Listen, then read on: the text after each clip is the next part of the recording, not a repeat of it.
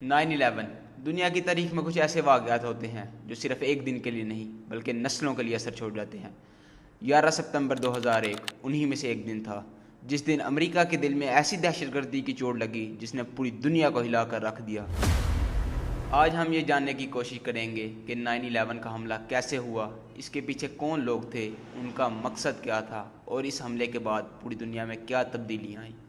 इस पूरे हमले के पीछे अलकायदा की जमात थी, एक ऐसी इस्लामी जमात जिसे बनाने वाला एक मुसलमान उसामा बिन लादेन, जिसका पूरा नाम उसामा बिन मोहम्मद बिन आवर बिन लादेन था, जो सऊदीया के शहर रियाद में पैदा हुआ। अब बात करते हैं अलकायदा जमात की, जो एक इस्लामी शिद्दत पसंद जमात थी।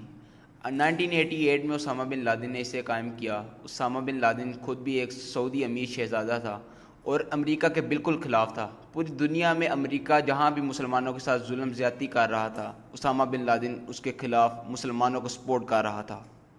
उसामा बिन लादेन जो अमेरिका से बिल्कुल नफरत रखता था, उनसे बदला लेने की ख्वाहिश रखता था। उस सिलसिले में 1998 में अलकायदा की जमात ने अमेरिका के 2 सफारत खानों पर हमला किया और उनका अगला हदफ था अमेरिका।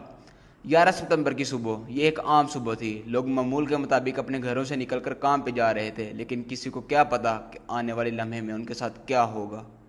11 सितंबर की सुबह का वक्त था। अमेरिकन एयरलाइन की फ़्लाइट 11 बोस्टन के इंटरनेशनल एयरपोर्ट से टेक ऑफ करती है और इसकी डेस्टिनेशन थी Los Angeles.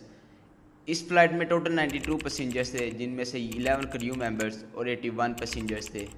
Flight take off करने के ठीक 15 मिनट बाद पता चलता है कि इन 81 पैसेंजर में से 5 हाईजैकर्स हैं। ये हाईजैकर्स पैसेंजर को ओवरपास करते हैं और प्लेन को हाईजैक कर लेते हैं। ये पैसेंजर्स ज़बरदस्ती कॉकपिट में घुस जाते हैं। इनमें से एक हाईजैकर्स मोहम्मद अल सैयद था, जो ट्रेंड एज ए पायलट है। वो पायलट और को पायलट से उसका कंट्रोल छीनता है और उसे सीधा वर्ल्ड ट्रेड सेंटर की तरफ ले जाता है। वर्ल्ड ट्रेड सेंटर जो उस वक्त की दुनिया की सबसे बड़ी इमारत थी, जिस तरह आज बुर्ज खलीफा है। वर्ल्ड ट्रेड सेंटर जो उस वक्त न्यूयॉर्क की शान हुआ करता था। इन्होंने प्लेन को हाईजैक किया और जाकर सीधा उसके नॉर्थ टावर में क्रैश करवा दिया। ये पहला क्रैश सुबह के 8:46 AM पे होता है। जिस वक्त ये पहला क्रैश होता है, अमेरिका के प्रेसिडेंट जॉर्ज बुश, जो कि बच्चों के साथ उनके स्कूल में बैठे होते हैं, उनका सेक्रेटरी आता है और इंसिडेंट की खबर देता है। फर्स्ट रिएक्शन में उनको भी ये लगता है कोई एक्सीडेंट होगा, लेकिन जो भी इन हमलों के पीछे था, उसने जहाज़ों की टाइमिंग पहले से सेट कर रखी थी, क्योंकि वो चाहता था कि दूसरे प्लेन को क्रैश होता पूरी दुनिया देखे। पहले क्रैश के ठीक 17 मिनट के बाद यूनाइटेड एयरलाइन की फ़्लाइट 175 को भी हाईजैक कर लिया जाता है और इस दफ़ा दोबारा 5 हाईजैकर्स जिन्होंने इस फ़्लाइट को हाईजैक किया।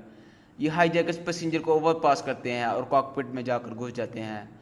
ये हाईजैकर्स पायलट और को पायलट से प्लेन का कंट्रोल छीनते हैं और इसका रुख सीधा वर्ल्ड ट्रेड सेंटर के साउथ टावर की तरफ कर देते हैं और ये प्लेन को जाकर सीधा उसमें क्रैश करवा देते हैं।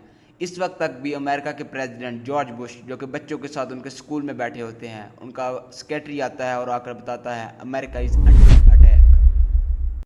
पहले अटैक के बाद सबको लग रहा था ये कोई एक्सीडेंट है, लेकिन जिस तरह ही दूसरा अटैक हुआ सबको पता लग गया ये कोई एक्सीडेंट नहीं बल्कि कोई टेरर अटैक है। उस वक्त तक दुनिया के हर चैनल पर ये न्यूज़ चल चुकी थी, लेकिन इस वक्त तक 2 और प्लेन जो कि हाईजैक कर लिए गए थे और इन तमाम प्लेन्स को हाईजैक करने वाले टोटल 19 हाईजैकर्स थे, जो तमाम के तमाम अलकायदा के मेंबर थे। क्रैश होने वाले प्लेन्स के अलावा जो 2 और प्लेन्स थे, उनमें से थी एक अमेरिकन एयरलाइन फ़्लाइट 77 और एक थी यूनाइटेड एयरलाइन 93। इन दोनों फ्लाइट्स में मौजूद थे 9 हाईजैकर्स, जिन्होंने प्लेन को हाईजैक किया और इसे रीरूट कर दिया वाशिंगटन DC की तरफ। वाशिंगटन DC जो कि कैपिटल है यूनाइटेड स्टेट ऑफ अमेरिका का, वाशिंगटन DC से थोड़े से फासले पर मौजूद है डिपार्टमेंट ऑफ डिफेंस की हेडक्वार्टर की बिल्डिंग, जिसे नाम दिया जाता है द पेंटागन। फ़्लाइट 77 को हाईजैकर इसकी तरफ मोड़ देते हैं और तीसरा क्रैश करवा देते हैं इस पेंटागन की बिल्डिंग पे। इस तीसरे क्रैश के बाद यूनाइटेड स्टेट की तमाम एयरबेसिस को शट डाउन कर दिया जाता है। जितने भी प्लेन हवा में होते हैं उन्हें ये ऑर्डर दे दिया जाता है कि अपने नियरेस्ट रनवे पे लैंड कर दें। 9:37 ये तीसरा क्रैश होता है द पेंटागन की बिल्डिंग में। उसी के चंद मिनट बाद 9:59 वर्ल्ड ट्रेड सेंटर के साउथ टावर में जो क्रैश हुआ था, उसकी वजह से उसमें भयानक आग लग गई थी। उस वजह से उसका स्ट्रक्चर कमज़ोर हुआ और वो बिल्डिंग कोलैप्स कर गई। इसके बाद पूरी दुनिया को डर लगने लगा कि चौथा प्लेन कहाँ पर क्रैश करवाया जाएगा। ये सस्पेक्ट किया जा रहा था कि ये चौथा प्लेन कैपिटल की बिल्डिंग में या फिर वाइट हाउस पर क्रैश करवाया जाएगा। चौथे प्लेन के पायलट जैद जर्रा, जो सबको बताते हैं कि हम सीधा एयरपोर्ट पर लैंड करेंगे, लेकिन उस वक्त तक 3 प्लेन क्रैश हो चुके थे। لیکن اسی وقت جہاز کے ایک پیسنجر کا رابطہ اس کی بیوی سے ہوتا ہے جو اسے ساری صورتحال کے بارے میں آگاہ کرتی ہے۔ وہ پیسنجر سب کو اس بات پہ کنوینس کرتا ہے کہ ہم ویسے بھی تو مار ہی جائیں گے، کیوں نہ ہم ان ہائی جیکرز پر حملہ کر دیں۔ وہ سارے اس کی بات پر مان جاتے ہیں اور ہائی جیکرز پر مل کر حملہ کر دیتے ہیں۔ وہ ہائی جیکرز پر حملہ کرتے ہیں اور کاکپٹ کے دروازے تک پہنچ جاتے ہیں۔ یہ سب صورتحال دیکھ کر جہاز کا پائلٹ جہاز کی رفتار بڑھا دیتا ہے اور اس کا منہ سیدھا زمین کی طرف کر دیتا ہے۔ 10:28 پر یہ جہاز سیدھا پینسلونا کے کھیتوں میں جا کر گر جاتا ہے اور بڑی تباہی سے بچ جاتا ہے۔ چوتھے کریش کے چند منٹ بعد ہی پتہ چلتا ہے کہ ورلڈ ٹریڈ سینٹر کا نارتھ ٹاور بھی کولیپس کر گیا ہے۔ جب تک یہ صبح دوپہر میں بدلتی ہے پتہ چلتا ہے کہ 3000 سے زیادہ لوگ مر چکے ہیں اور 6000 سے زیادہ زخمی۔ ان میں سے 200 لوگ تو وہ ہیں جنہوں نے بلڈنگ میں لگی آگ کی وجہ سے چھلانگ لگا کر اپنی جان گنوا دی۔ ان تمام حملوں کے بعد یہ سسپیکٹ کیا جاتا ہے کہ اسامہ بن لادن اور القاعدہ گروپ ہے اس سب کے پیچھے، لیکن اس کے چند دن بعد اسامہ بن لادن ایک سٹیٹمنٹ دیتا ہے اور کہتا ہے کہ اس سب کے پیچھے میں رسپانسیبل نہیں ہوں۔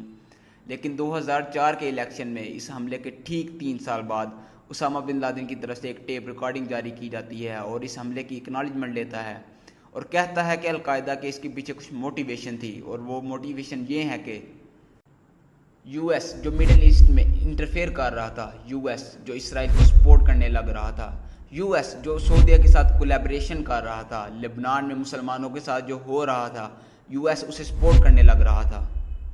اسامہ بن لادن کے مطابق ان حملوں کی صرف اور صرف ایک ہی وجہ تھی، وہ یہ کہ یو ایس مسلمانوں کے خلاف ہو رہا تھا، ان کے خلاف ظلم زیادتی کر رہا تھا۔ لیکن اس سب کے بعد مئی 2011 میں اسامہ بن لادن کو قتل کر دیا جاتا ہے۔ بات یہاں پر ختم نہیں ہوتی، بات یہاں پر آتی ہے کہ اس سب کے بعد ایک عام انسان کی زندگی پر کیا اثر پڑتا ہے۔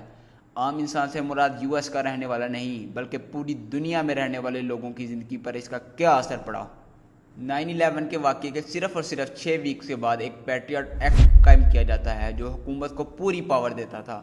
وہ پاور دیتا تھا کہ جو بھی انسان حکومت کے خلاف بولتا ہے اس کے خلاف سخت کارروائی کی جائے۔ 9/11 کے بعد جو سب سے بڑا چینج آتا ہے وہ آتا ہے ایئرپورٹ پر۔ 2001 سے پہلے دنیا کے زیادہ تر ایئرپورٹس پر کوئی سیکیورٹی چیک نہیں ہوتا تھا۔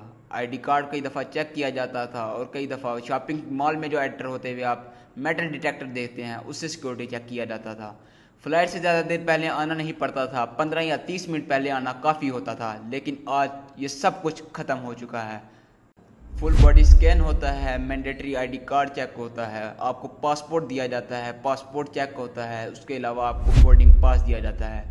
آج سے پہلے یہ ریسٹرکشن نہیں تھی۔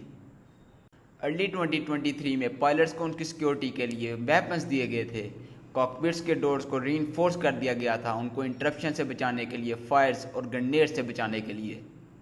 اسامہ بن لادن اس سب کے پیچھے ایکسکیوز کرتا ہے کہ یو ایس اے انٹرفیس کر رہا ہے مڈل ایسٹرن کنٹریز میں، لیکن 9/11 کے واقعے کے بعد یہ اور دیکھا جاتا ہے۔ 9/11 کے بعد یہ دیکھا جاتا ہے کہ یو ایس افغانستان کے اندر انٹرفیس کرتا ہے انہی ٹیرر اکاؤنٹ کو سیک آؤٹ کرنے کے لیے۔ یہ دیکھا جاتا ہے کہ یو ایس وہیں پر 20 سال تک بسیرا کرتا ہے۔ اس کے علاوہ یو ایس انٹرفیس کرتا ہے ایران کے اندر۔ اسامہ بن لادن نے کہا تھا کہ میں مسلمانوں کا بدلہ لے رہا ہوں، لیکن 9/11 کے واقعے کے بعد یہ دیکھا گیا کہ مسلمانوں پر ظلم زیادتی اور حملے اور زیادہ بڑھ گئے۔ اسامہ بن لادن نے کہا تھا کہ میں یو ایس اے میں کچھ بے گناہ لوگوں کو مار کر ان کا بدلہ لے رہا ہوں جو مسلمانوں پر حملہ کرتے تھے۔ جہاں اسامہ بن لادن نے یہ کر دیا وہاں یو ایس اے کہتا ہے کہ میں بدلہ لوں گا جو اسامہ نے کیا اس کے بدلے میں، وہاں افغانستان میں یا عراق میں انویڈ کر کے۔ وہاں پر کچھ مظلوم لوگ مارے جاتے ہیں اور ان مظلوم لوگوں کے گھر والوں کو لگتا ہے کہ ہم اب یو ایس اے والوں سے بدلہ لیں گے کیونکہ انہوں نے ہمیں مارا۔ وہ بدلے کی آگ میں آ کے کوئی ٹیرر گروپ جوائن کرتے ہیں اور اسی طرح یہ کہانی چلتی ہی جاتی ہے، ایک کے بدلے میں ایک۔ یہ ایک انفینیٹی لوپ ہے جس کا کوئی اینڈ نہیں، کہ اپنے ڈر میں آ کر اتنے اندھے نہ ہو جاؤ کہ ریئلٹی دکھنی ہی بند ہو جائے۔ امید کرتا ہوں آپ کو یہ ویڈیو اچھی لگی ہوگی۔ ایسی ہی انفارمیٹیو ویڈیو کے لیے ویڈیو کو لائک کریں اور چینل کو